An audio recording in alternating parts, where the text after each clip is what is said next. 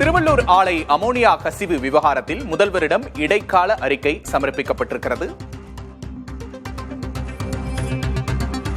திருவள்ளூர் ஆலை அமோனியா கசிவு விவகாரத்தில் முதல்வரிடம் இடைக்கால அறிக்கை சமர்ப்பிக்கப்பட்டிருக்கிறது.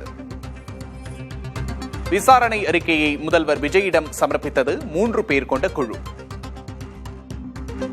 திருவள்ளூர் மாவட்டம் மஞ்சக்கரணை தொழிற்சாலையில் அமோனியா வாயு கசிவு ஏற்பட்டு பெரும் அசம்பாவிதம் ஏற்பட்டது.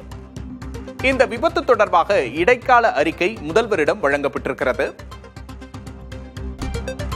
3 பேர் கொண்ட குழு முதல்வரிடம் விசாரணை அறிக்கையை சமர்ப்பித்திருக்கிறது. இந்த அமோனியா வாயு கசிவால் 9 பேர் பலியாகி இருக்கிறார்கள். மருத்துவமனையில் சிலர் சிகிச்சை பெற்று வருகிறார்கள். கூடுதல் விவரங்களை செய்தியாளர் சந்தானத்திடம் கேட்டு பெறலாம். சந்தானம், வணக்கம். இடைக்கால அறிக்கையில என்னென்ன விவரங்கள் குறிப்பிடப்பட்டிருக்கு? கூடுதல் விவரம் என்ன?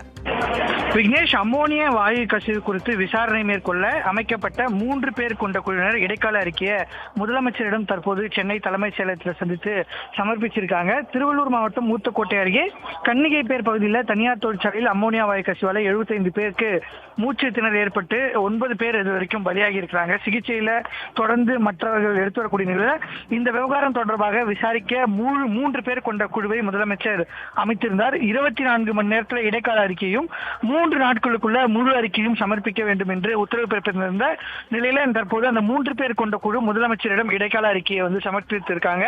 இந்த இடைக்கால அறிக்கையில என்னென்ன இருப்பது என்பது குறித்து முதலமைச்சர் ஆய்வு செய்த பின்பு அது தொடர்பாக முழுமையான கருத்துக்கள் வெளியிடப்படும் என்றும், தற்போது முதற்கட்ட விசாரணை அடிப்படையில் 24 மணி நேரத்திற்குள்ள சமர்ப்பிக்க வேண்டிய இடைக்கால அறிக்கையை தற்போது அந்த 3 பேர் கொண்ட குழு முதலமைச்சரிடம் சமர்ப்பிச்சிருக்காங்க.